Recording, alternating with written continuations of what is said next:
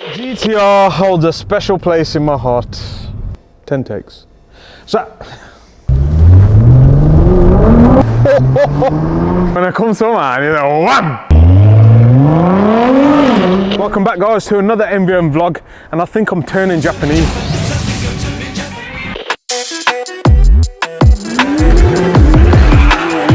What the?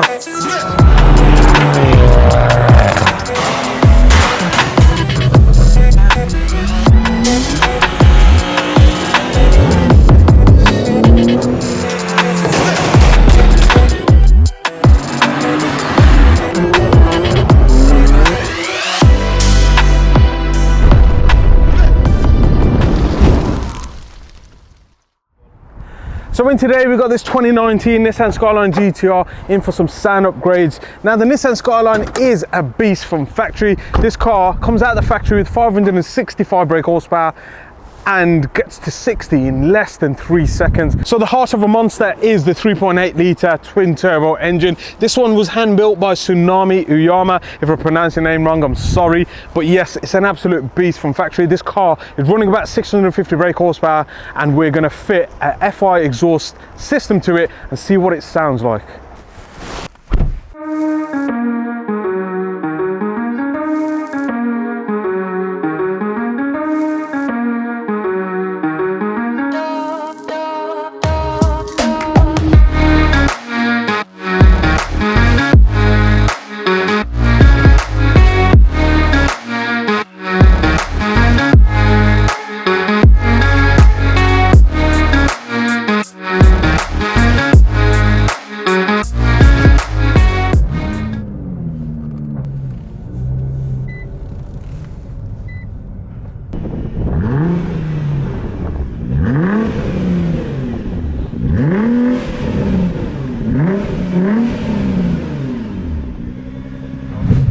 Make you itch?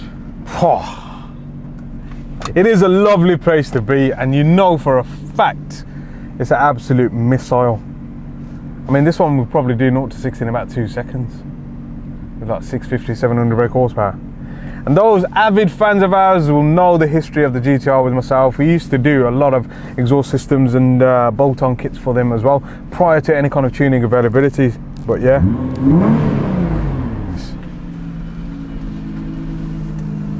So just doing a competition on Instagram to see if anyone can guess the car just by taking a few angle shots. If you're a GTR guy, one photo of the petrol cap, you should be able to get it. But yeah, let's see what they say. Has anyone guessed it? No one's guessed it, but the owner of this Audi A3 thought it was photos of his car. Very similar colour. This Audi A3 2-litre TDI is in for NVM Stage 1 mapping, ECU and DSG mapping. And we'll go through the importance of the calibration on that diesel engine and the common faults and concerns as well. So the car's already equipped with a Miltech Y-pipe. As I said, this car has been previously tuned, but it is a 68mm exhaust system all the way to the back where it branches off into. So there is quite a bit of a restriction even at this sort of power level with a Y-pipe in there. Now the FI exhaust system is a full 90mm exhaust system. It has 2 separate valves as well that are remote controlled, and I'll show you them now. So that's the beautiful remotes from FI exhaust, which allows you to control the valves wirelessly. It has got a brain box as well that connects to the OBD port. And if you opt for the mobile app, you can pull up sensor data, read fault codes, etc. too. So as I said, this is the FI exhaust SUPERSPORT system. So it incorporates a front Y-pipe. This car's already got Y-pipe, but we'll see how it sounds in difference in comparison to the size and the diameter and the unique muffler system. Look at the packaging, bro.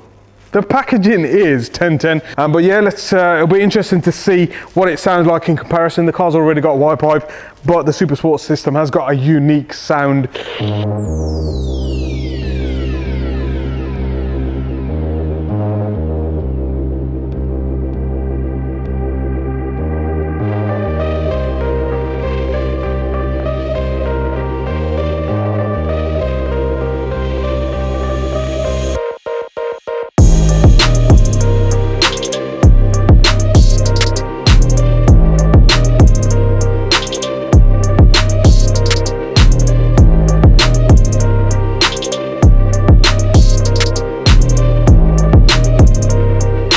When it comes to man, it's like wham!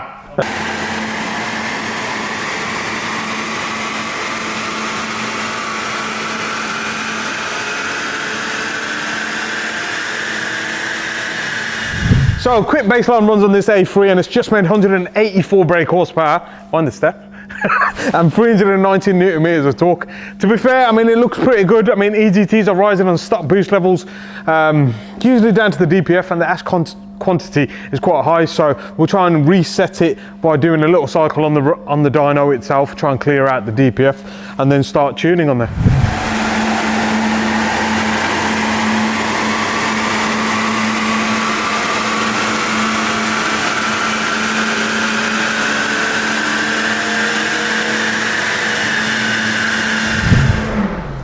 Wow, we have hit our target, 220 brake horsepower, 450 newton meters of torque.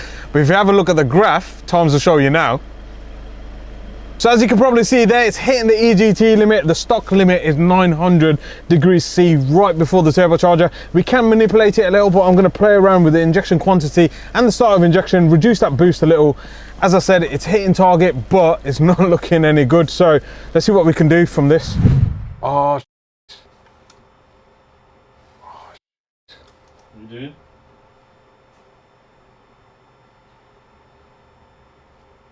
what have I done?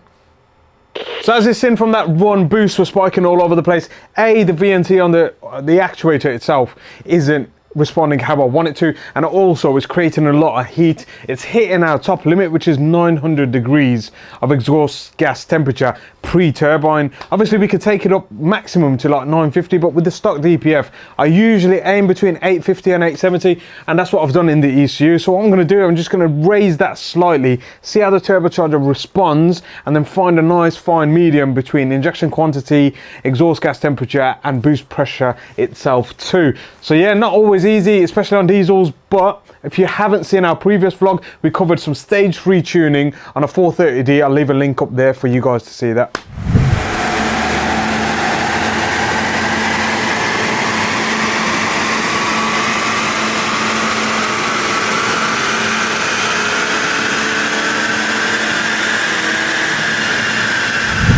So with the turbo not hitting target still, we just thought we'll take the air filter out, and it's not in very good condition. Absolutely shocking. Looks like it's never been changed before, to be fair, but we've got some NVM program to go in there. Let's see what we can do today.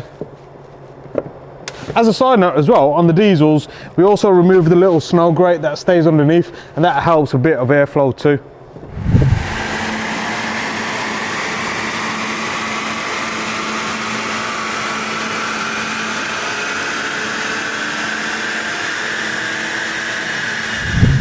So final results for this Audi A3 2-litre TDI, NVM stage 1 ECU and DSG mapping.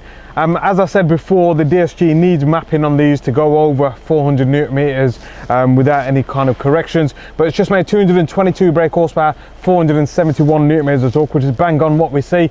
Boost is still fluctuating, and like I said, I mean, no two cars are the same, so I presume the turbocharger is just not as efficient as it should be. It's usually down to wear and tear more than anything. But yeah, let's get the GTR started up and listen to it. So that's the full FI exhaust system fitted. It is the SUPERSPORT, so it includes the front Y pipes, full 90mm, so it should increase in power and obviously noise, and then just putting the remote valve control at the back, and it's going to wire it into the OBD port, and then we can take it outside, give it a few revs and show you the difference between the valves on and the valves off.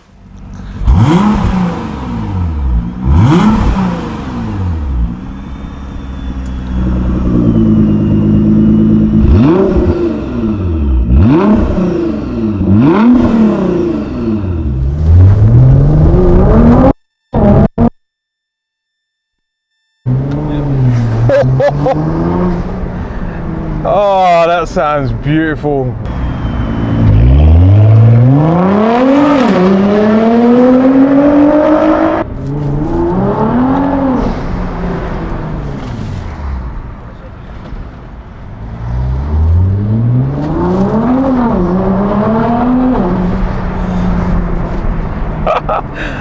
V6 twin turbo is life, especially when it's in a GTR. Absolutely gorgeous sound.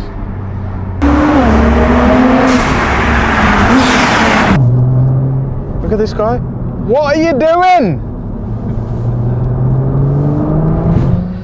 The GTR holds a special place in my heart. The only problem is it's way too predictable, it's way too safe, and it's too clever and all of that stuff, and there's no real excitement. Obviously, when you look at the speedo, yeah, obviously you get excited by the speed you're doing, but you don't actually feel it. And I think that is the problem with the GTR. And I've driven all levels of tune on these and they all feel a bit numb. Look at those beauties. This system sounds absolutely immense on the GTR, and don't forget this has still got the primary catalytic converters on there. So I hope everyone enjoyed that video. Don't forget to like, comment and subscribe. I'll tell Times to put a little bell notification icon so you can click on that and you can be updated with the latest videos that we drop. See you in the next one.